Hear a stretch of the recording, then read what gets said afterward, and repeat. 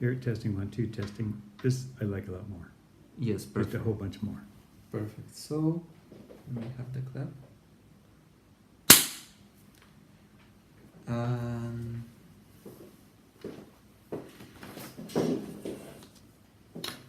so, if you want your coffee, just tell me and grab and enter Okay, thank you. your coffee.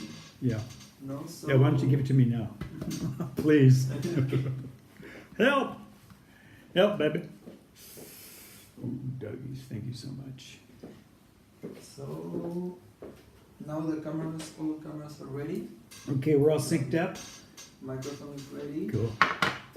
So we start. You just welcome to the show Yeah. and start Yeah, okay. the script. So What show is this? Number? Don't say? Yes, don't say. Okay, Just I welcome shan't to the say. show. Mhm.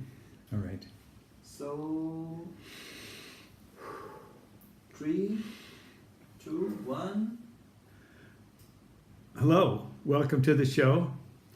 I spoke to Jared in India, and he conferred with his guru earlier today. Jared asked his guru if he could become a astrologer in India, a real guru, his guru, who he's there with, and derive benefit. And the guru said yes. And spontaneously today, while talking to Francisco, hi Francisco. Fernando. Fernando. Hi Fernando. Hi. I knew that. I was just checking if he's listening. We were talking about Jared, and I sent Jared an email saying, hey, I want you to do special reports and be the Sam Bell Show astrologer. And I contacted him and asked him. So synchronistic. It was very, very synchronistic. It was wonderful. Jared is Francisco, Fernando's friend. And so they've known each other for years. And it's just great having them as a team. And I couldn't handle India. I couldn't handle it. I couldn't handle it. But he's over there doing his thing. So some big shindig. It's a Mystic India shindig's coming up in February in the Ganges River. When they all show up, they come down the mountains, probably the easy path, and bring their whatever. And everybody's going to be in there, those funny clothes. So he's going to be doing a report, special report, not to mention a bunch of other stuff on the show, which is great. I feel so good about that. It's good timing. It's very good timing. He can follow his desires, and we can help a lot of people and kind of drive, very, very, very minimal cost passive income in helping raise consciousness with music and what the different nationalities and nations have to share about willpower, unconditional love, and the ability to focus. So, any other news? No other news. Okay. Today we're going to talk about Machu Picchu. Now, we've been to Machu Picchu once about 10 years ago. It was okay. It's not easy to go way, way, way up in the middle of nowhere and then go downhill down the Urubamba River and then take a Mercedes bus up a hill or correction, a mountain, and then you're hiking around up there, and it's like, if you're, from Silicon Valley and, it's like you're used to 200-foot elevation, it's not easy. And I'm not going to chew the coca leaves and, drink the coca tea. I actually needed oxygen. So my second trip, well, I was looking forward to it because we're staying in a fine hotel. Actually, a 5-star hotel on the main street. And that's what leads me to this unbelievable story. And it ends up with calling in a UFO. Yeah. So, let's take a look at how this happened.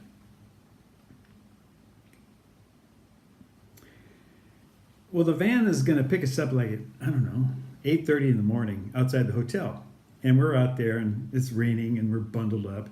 And it just so happens that the street is the street my wife grew up on when she was a little girl. And directly across the street, there's like 4 doorways, but she can't remember which doorway it was, and she thinks it's the one directly across. So I said, okay, take a picture of there. I'm gonna take your picture while we're waiting for the other people to come and get in the van. So she goes and she's standing at the doorway, and I'm focusing in the camera, and I look up at the right hand screen, and it says spiritual meetings. I'm like, cool. So I click the picture, go on in, and a lady comes out, and I can't communicate with her. She can't communicate with me. And then she disappears around the corner, and this very nice, smaller, unique gentleman came around the corner and said, "Are you Sam?" He came around the corner, looked at me, and said, "Are you Sam?" I said, "Yes." And then he turned around and came back with another guy, big tall guy, black jacket. He said, "Are you Sam?" I said, "Yep." And then the tall guy said, "Well, we have to go say a prayer here in the square." The building had a patio, had a wall around it and a patio in the middle. One of the patio, and he said some prayer. It was to the sun. I think it was to the sun, And I said a little whoopee-doo. So, okay, bye. Got to go. I think I washed my hands in the bathroom there. And we ran out, got in the van. Well, came back, went to Machu Picchu, walked around. Lots of nice pictures. Wonderful, wonderful place. If you are a little bit adventurous, I would say absolutely you got to go. It can be super convenient. There's 5-star hotels all over the place that it could be like none you've ever been to. And I've been to quite a few 5-star hotels in Cusco and right at the base of Machu Picchu. Great. Food, coffee, butterfly forest and, coffee trees. Wonderful. But it's a jungle. Urubamba River. Climb up there. Yes. If you're at all crazy and you want to walk up and you really are crazy and in good health, go right ahead. Go right ahead. I would go. You go right ahead, climb up that mountain, have that spiritual experience. Anyway, all the people in that area are always, and their loved ones are always in my prayers. They're scraping through. It's not easy. Nice clothes, cell phones, and just barely scraping through. So it would really help all of us to help those individuals who haven't had the benefit of some things that some of us take for granted. You don't really appreciate it until you find out, what? You got to pay for the toilet paper. What? So, the gentleman who came out, his name was Guillermo. Okay, so I come back, he gives me an award and certifies me as a spiritual channel. Okay, that's good.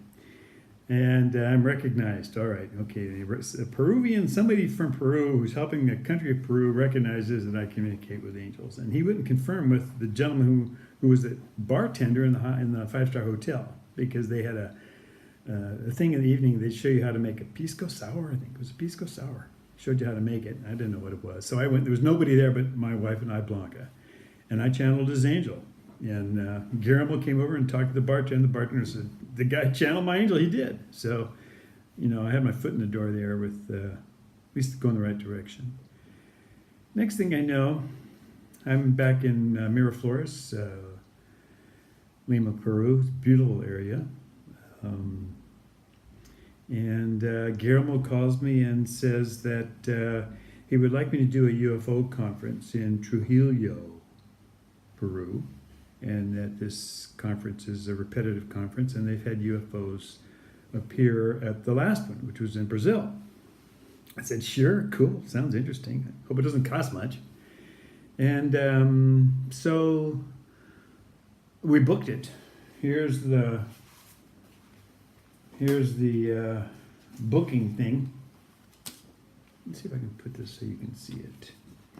Yeah, there we go.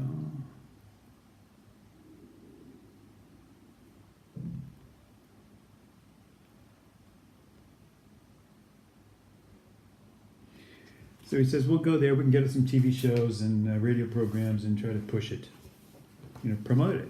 I'm like, cool, here's the whole thing there. Such excitement.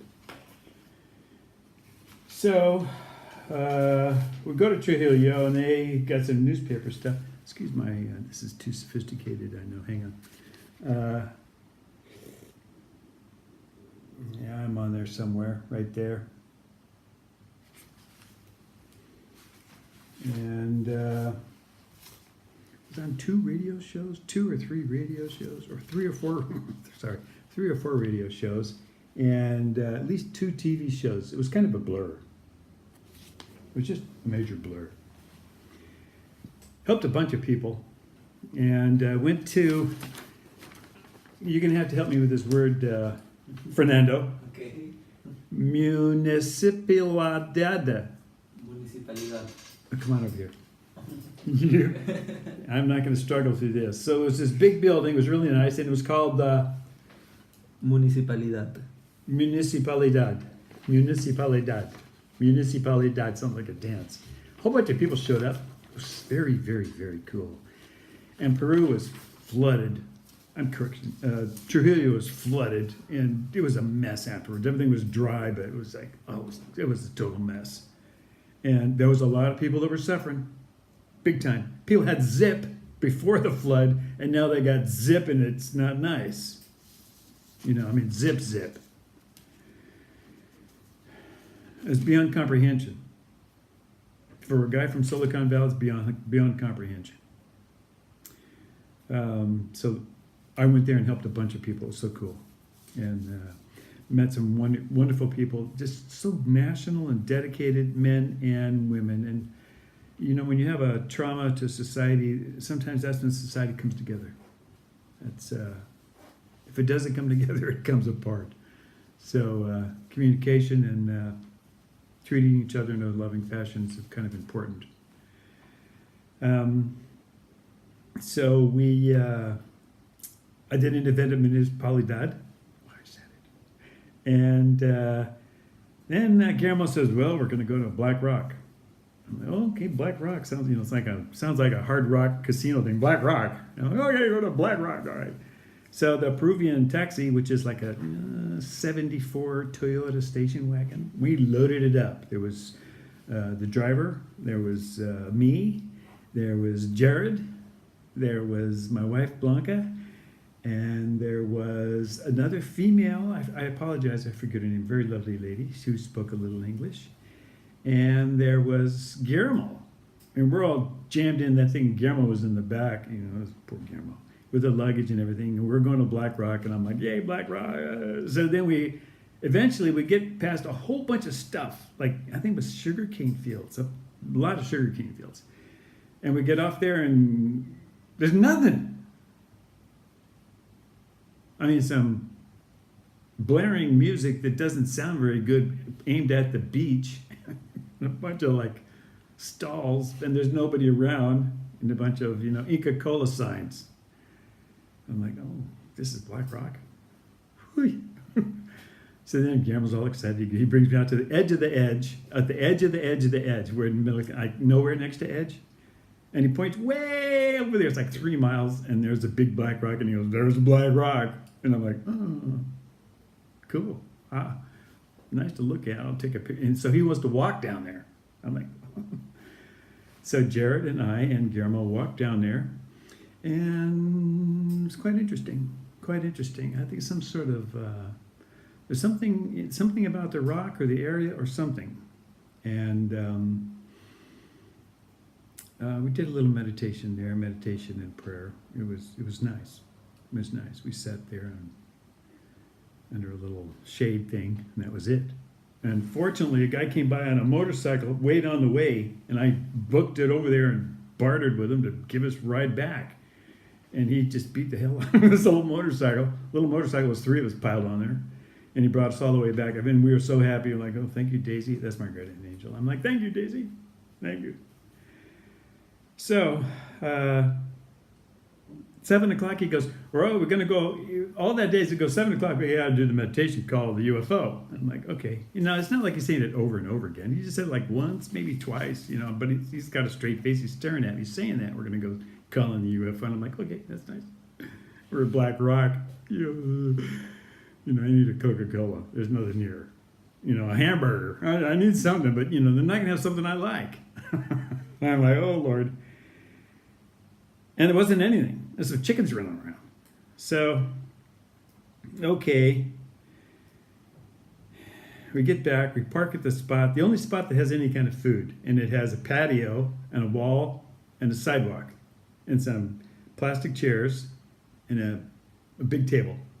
And it has the same thing on the inside and a bunch of Inca Kola ads, and that's it. You know, and then there's a cooler against the wall, but there's not plugged in.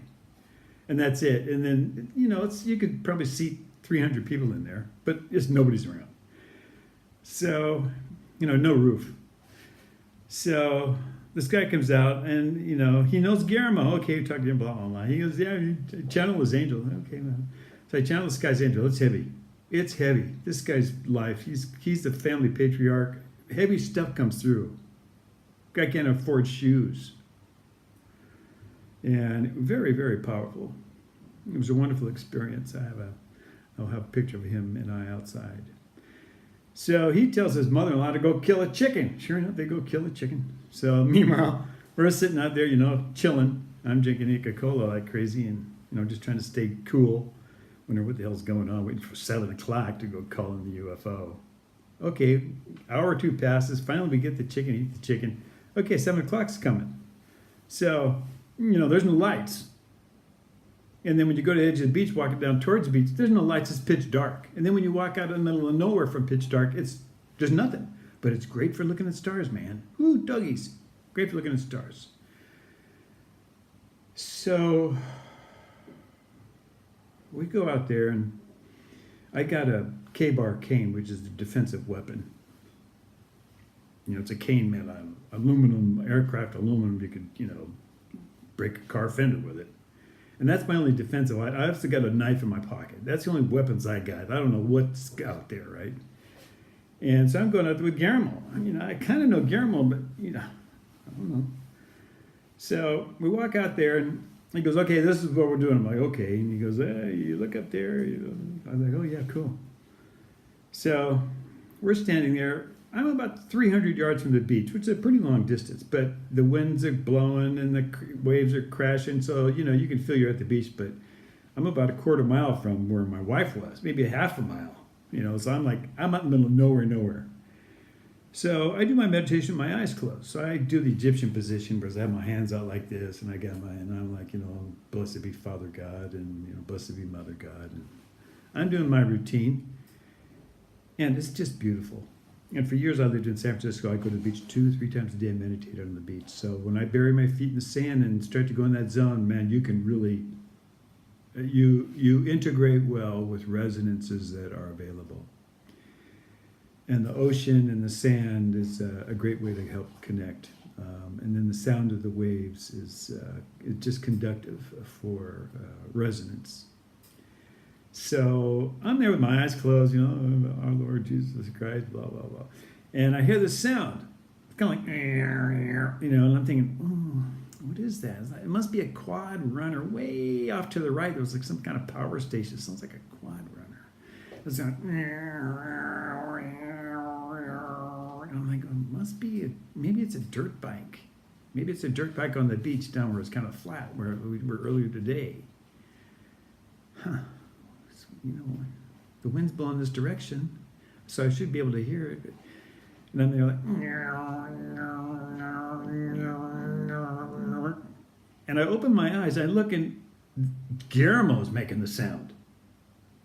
Guillermo's making the sound. Now, I'm a speech and language pathologist. I've worked on oral sound production big time. I've never heard the sounds this guy's making. It sounded kind of like an electric ice cream. I know that doesn't sound very well, but that's kind of like what it was. It was something else. And then he looks at me and says, look at Orion.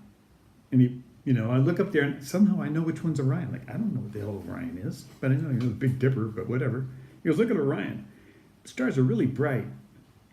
And Orion just blasts a big old light. Blasts a big old light. And it comes on, and it goes up. And then they're looking at that going, the first thing I'm thinking was, wow, I definitely saw that. Wow, how big must that thing be? If it's, you know, way out there, it's got to be pretty big because it was big. And Guillermo looked at me. And he smiled. I was like, awesome. Far out. So I'm like, wow. so cool, so cool. Now I've seen, I've mentioned before, I saw Mother God when I was with Sylvia, and so I've experienced having consciousness affected. When she appeared and disappeared in front of me, it didn't bother me. At the time, it was like, oh, look, she just appeared. Oh, look, she just disappeared. Well, when I went back to the restaurant, my wife, Blanca, and Jarrett were sitting there, and I said, I saw a UFO. They're like, not excited, not responsive whatsoever. They were like in a trance. And I'm like, holy mackerel. So interesting. My point is about consciousness. When you elevate your consciousness, it just means you might have a little more dynamic range of able to connect. So when you say your prayers, they might have more impact. In conclusion, you and all your loved ones are always, always in my prayers. Thank you. I think we did like maybe 18 minutes, right? No, 21 minutes. 21 for a year? Okay, that's right, you started it over, huh?